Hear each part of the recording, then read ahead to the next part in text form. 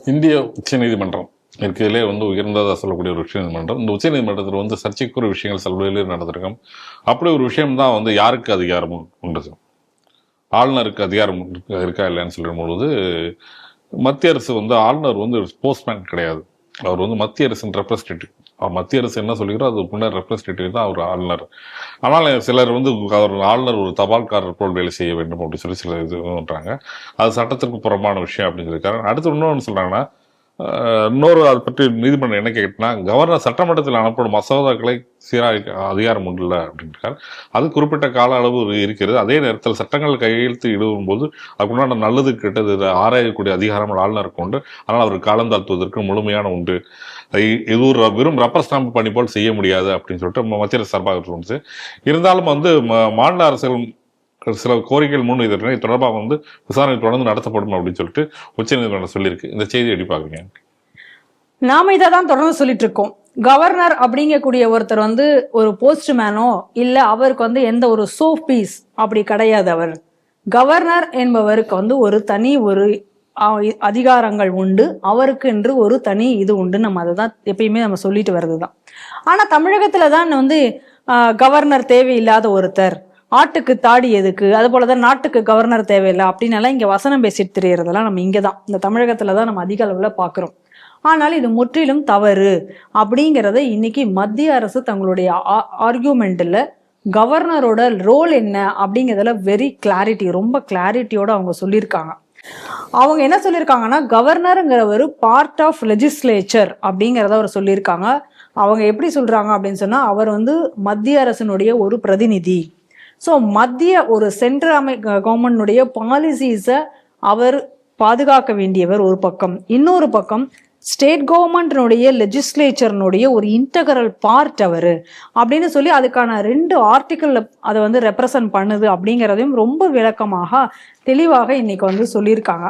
என்ன சொல்றாங்க அப்படின்னு சொல்லி நம்ம பார்த்தோம்னா, ஆர்டிக்கல் நம்பர் 155. இந்த ஆர்டிக்கல் 155ங்கிறது என்ன சொல்லுது அப்படின்னு சொன்னா, அதன் பிரகாரம் தான் ஒரு யூனியன் கவர்மெண்ட் அப்பாயிண்ட் பண்ணுது கவர்னரை. அதே நேரத்தில் integral part of the state legislature அவர் அண்டர் ஆர்டிக்கல் 168. ஸோ அப்போ 2 இதையும் அவர் மேனேஜ் பண்ணக்கூடிய ஒரு மிகப்பெரிய ரோல் கவர்னருக்கு இருக்கு. அதை தவிர கவர்னர் எப்போ ஸ்டேட் கவர்மெண்ட்டை இன்டர்வீன் பண்ண முடியும், அதுக்கான அதிகாரங்கள் என்னென்ன அவருக்கு கொடுக்கப்பட்டிருக்கிறது அப்படிங்கிறதையும் அவங்க தெளிவாக சொல்லியிருக்காங்க. ஒரு மாநில அரசு இன்னைக்கு நடந்துட்டு இருக்கும் பொழுது அந்த மாநில அரசு தன்னுடைய பெரும்பான்மையை இழக்கும் பொழுதோ இல்லை அந்த மாநிலத்தில் ஏற்படக்கூடிய ஒரு அசாதாரணமான சூழ்நிலைகள் ஏதாவது வரும் பொழுதோ, அந்த நேரத்தில் மாநில அரசு ஆட்சியை இழக்கும் பொழுது அந்த அடுத்த திரும்ப ஒரு ஜனநாயக முறைப்படி அடுத்த தேர்தல் நடந்து அடுத்த ஒரு சீஃப் மினிஸ்டர் எலெக்ட் ஆகிற வரைக்கும் அதை பாதுகாக்க வேண்டிய ஒரு பொறுப்பு அந்த மாநிலத்தை பார்த்துக்கொள்ள வேண்டிய பொறுப்பு கவர்னருக்கு இருக்கிறது. அப்படிங்கும் பொழுது அவர் எப்படி ஒரு போஸ்ட்மேனா இருக்க முடியும்? அவர் எப்படி ஒரு ரப்பர் ஸ்டாம்பாக இருக்க முடியும்? அதே போல இந்த டைம் லிமிட் அதை வச்சுதான் இந்த கேஸே வந்தது. ஏன்னா எவ்வளவுதான் காலம் தாழ்த்த முடியும் அப்படின்னு சொல்லிட்டு இந்த கேள்வி அங்கதான் ஆரம்பிச்சது. மாநில அரசு ஒரு மசோதாவை ஆரம்பிச்சா எவ்வளவு காலம் தாழ்த்தலாம் அப்படிங்கக்கூடியதுதான் பிரச்சனையில வருது. அப்ப அதுக்கு இன்னைக்கு பதில் சொல்லிட்டாங்க. இந்த டைம் ஸ்டாம்பிங் அப்படிங்கிறது ஒரு லோக்கல் பாடியில் இருக்கக்கூடிய ஒரு கலெக்டர், ஒரு தாசில்தார், இந்த மாதிரியான ஒரு அட்மினிஸ்ட்ரேட்டிவ் அமைப்புக்கு தான் அந்த டைம் ஸ்டாம்புங்கிறத சொல்ல முடியுமே தவிர, இந்த மாதிரி ஒரு காம்ப்ளெக்சிட்டி உள்ள ஒரு அமைப்பு இதை நீங்க ஒரு டைம் ஸ்டாம்புக்குள்ளாரெல்லாம் கொண்டு நீங்க கேட்க முடியாது. ஒரு கால குறிப்பிட்ட ஒரு மசோதாவை அப்ப ஒரு மசோதாவை அவர் எவ்வளவு நாள் வேணாலும் வைத்துக் கொண்டிருக்கலாமா அப்படிங்கிற கேள்விக்கும் இன்னைக்கு பதில் கூறப்பட்டிருக்கிறது. அந்த பதில என்ன சொல்லியிருக்காங்க அப்படின்னா, ஒரு மசோதாவை இப்ப தாக்கல் பண்றாங்க, அந்த மசோதாவை நம்மளால அந்த மசோதாவை ஏற்றுக்கொள்ள முடியாது, அது கான்ஸ்டிடியூஷன் படி அது சரி வராது என்ற கூடிய ஒரு சூழ்நிலை இருக்கு அப்படின்னு சொன்னா, அதற்கு அவர் உரிய பதில் அளிக்கவில்லை அப்படின்னு சொன்னா, அந்த காலம் முடிந்து விட்டது அப்படின்னு சொன்னா அந்த மசோதா காலாவதியாகி விட்டது என்றுதான் எடுத்துக்கொள்ள வேண்டும். அதற்கு உதாரணமாக சில உதாரணங்களை கூட அவங்க கேட்டிருக்காங்க. என்ன சொல்றாங்க அப்படின்னு சொன்னா, இன்னைக்கு ஒரு பார்டர் ஸ்டேட்ல இருக்கக்கூடிய மாநிலங்கள் எல்லாமே ஒரு இமிகிரேஷன் குறித்து ஒரு இது சட்டத்தை அவங்களாக கொண்டு வருகிறார்கள். சென்ட்ரல் கவர்மெண்ட்டை கன்சல்ட் பண்ணாம அவங்க ஒன்று கொண்டு வராங்க அப்படின்னு சொன்னா, அப்போ அதுக்கு வந்து எப்படி வந்து கவர்னர் வந்து ஒப்புதல் அளிக்க முடியும்? அப்ப யார் வேணா உள்ள வரலாம் அப்படிங்கக்கூடிய ஒரு சூழ்நிலை வந்துடாதா? அந்த சட்டத்துல அந்த மாதிரியான ஒரு கிளாஸ் ஏதோ வந்து விட்டது. அப்ப அவர் எப்படி அதை வந்து அவர் ஓகே சொல்ல முடியும்? அது மாதிரி உள்ளதெல்லாம் என்ன வேணா கண்ணு மூடிட்டு ஒரு கையெழுத்து போட்டு கொடுக்க முடியுமா? அப்படிங்கக்கூடிய கேள்விகளை அதை எப்படி அவர் அனுமதிக்க முடியும்? அதனால ஸ்டேட் கவர்மெண்ட்டுக்கு அவர் வந்து ஸ்டேட் கவர்மெண்ட்னுடைய மினிஸ்டர்ஸ், அதாவது ஸ்டேட் கேபினெட்ல இருக்கக்கூடிய மினிஸ்டர்ஸ்னுடைய அட்வைசர்ஸ், அவங்களுடைய ஃப்ரெண்ட்லியா இருக்கலாம், அவருடைய அட்வைசர்ஸ் எல்லாம் அவர் கேட்கலாம்.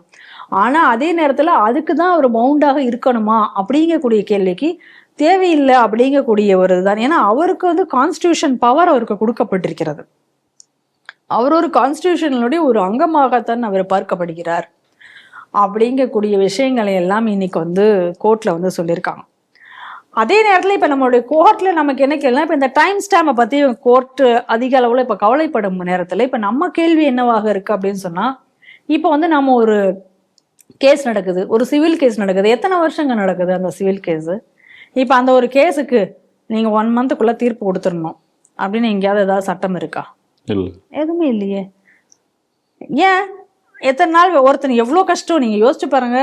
ஒரு கேஸை போட்டுட்டு அந்த கேஸ் முடியறதுக்காக எவ்வளவு நாள் காத்து கொண்டு இருக்க வேண்டியிருக்கே. சிலர் ஆயுள் முடிந்த காலம்லாம் உண்டு. ஆயுள் முடிந்த காலம்லாம் இருக்கே. அப்போ அதுக்கெல்லாம் நம்ம என்ன பண்ண, அதெல்லாம் இப்போ என்ன ஒரு ஸ்டேட்டுக்கு வந்து இவ்வளோ இதுக்கு கொடுத்தே ஆகணும் அப்படின்னு சொல்லி எங்கேயாவது யாராவது இருக்கா? அந்த மாதிரி நீங்க ஏதாவது யோசிச்சிருக்கீங்களா? சுப்ரீம் கோர்ட் வந்து கவர்னரை போய் இப்போ கேள்வி கேட்குறீங்களே, இப்போ இதுக்கான கேள்வி அப்படின்னு நமக்கு வருதா இல்லையா? இந்த மொத்த வழக்குக்குமே இன்னைக்கு பிரசிடென்ட் இதுக்கெல்லாம் வந்து பதில் சொல்லி இப்படித்தனை கேள்விகள் கேட்டு இந்த வழக்கு இது அத்தனைக்குமே வந்து முகாந்தரமாக இருந்தது அப்படின்றது பார்திவாலாவுடைய அந்த ஒரு ஜட்ஜ்மெண்ட் தான். ஏன்னா நீங்க நல்லா யோசிச்சு பார்க்கணும். கான்ஸ்டியூஷனை காப்பாற்ற வேண்டிய ஒரு சட்டத்தை காப்பாற்ற வேண்டிய ஒரு கடமை சுப்ரீம் கோர்ட்டுக்கு இருக்கு. ஆனா இவங்களே வந்து ஒரு இதை வந்து புதுசா ஒரு எபோவ் கான்ஸ்டியூஷன் கிடையாது இல்ல, இவங்களுக்கு ஒரு எக்ஸ்ட்ரா பவர் ஒன்றும் கொடுக்கலையே. எக்ஸ்ட்ரா கான்ஸ்டியூஷனல் பவர்ல வந்து இவங்க எப்படி எடுத்துக்க முடியும்? இவங்க பண்ணிக்கிறது அப்படித்தானே. நீங்க அந்த வழக்குகளை, இந்த மசோதாவெல்லாம் சீக்கிரமாக நீங்க முடிச்சு கொடுத்துருங்க, பார்த்து கொடுத்துருங்க, இல்லை ரிஜெக்ட் பண்ணுங்க, அந்த மாதிரி ஏதாவது பண்ணுங்க அப்படின்னு நீங்க சொல்லியிருக்கலாம். அதை விட்டுட்டு நீங்க ஒரு எக்ஸ்ட்ரா ஒரு பவரை நீங்க எதுக்கு இன்வோக் பண்றீங்க? இன்வோக் பண்ணி கவர்னருடைய ஒரு அவருடைய ரோலையும் சேர்த்து நீங்க பண்றதுக்கு உங்களுக்கு யார் அந்த அதிகாரத்தை கொடுத்தது?